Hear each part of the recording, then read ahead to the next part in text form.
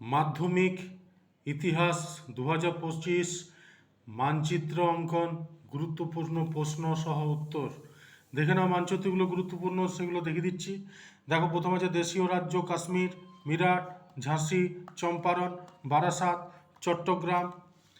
দেশীয় রাজ্য জুনাগড়, গোয়া। দেশীয় রাজ্য মহীশূর। দেশীয় রাজ্য ত্রিবাঙ্কুর। পরের পেজে চলে আসছি। অমৃতসর, দিল্লি, কাকরি, ভাগলপুর, কলকাতা। দেশীয় রাজ্য হায়দ্রাবাদ, পুনা, সুরাট, সবরমতী, পন্ডিচেরি। এগুলো সব কিন্তু ভালোভাবে তোমরা করে রাখবে, এগুলোর মধ্যে কমন পেয়ে যাবে।